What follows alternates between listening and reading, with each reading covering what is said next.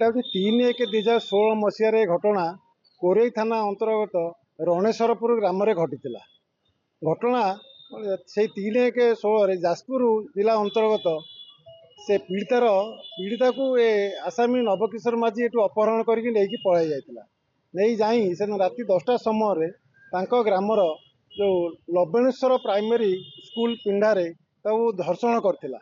ଧର୍ଷଣ କରିସାରିଲା ପରେ ତାକୁ ମଧ୍ୟ ସେ ପ୍ରମାଣ ନଷ୍ଟ କରିବା ପାଇଁ ହତ୍ୟା ମଧ୍ୟ କରିଥିଲା।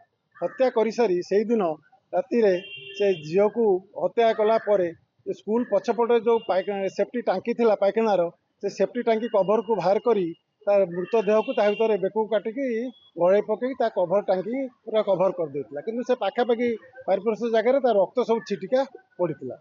ତା ପରଦିନ ତ ସ୍କୁଲ ଖୋଲିଲା, ପିଲାମାନେ ଆସିଲେ, ପିଲାମାନେ ଦେଖିଲେ ରକ୍ତ ସବୁ ପଡ଼ିଛି ଏବଂ ଶିକ୍ଷକଙ୍କୁ ତୁରନ୍ତ ଯାଇ ଜଣାଇଲା ପରେ ଶିକ୍ଷକ ଏ ରକ୍ତକୁ ଦେଖିକି ସାଙ୍ଗେ ସାଙ୍ଗେ ପୋଲିସକୁ ଇନଫର୍ମେସନ୍ ଦେଇଥିଲେ। ପୋଲିସ ଆସିକି ସେ ସେଫ୍ଟି ଟାଙ୍କିକୁ ଉଠାଇଲା ପରେ ଦେଖିଲେ ଗୋଟେ ଅଚିହ୍ନା ଯୁବତୀର ମୃତଦେହ ତା ଦେହରେ ପଡ଼ିଛି ଏବଂ ତା ଦେହରେ କିଛି ସ୍ୱର୍ଣ୍ଣ ଅଳଙ୍କାର ମଧ୍ୟ ଲାଗିକି ଅଛି।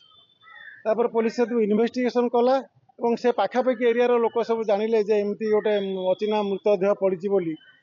ତେଣୁ ସେ ଝିଅର ମାମୁଁ ଘର ସେ ପାଖରେ, ସେ ଝିଅର ମାମୁଁ ଆସି ସେ ଝିଅଟିକୁ ଆଇଡେଣ୍ଟିଫାଏ କଲା ଯେ ଇଏ ତା ନିଜର ଭାଣିଜୀ ବୋଲି।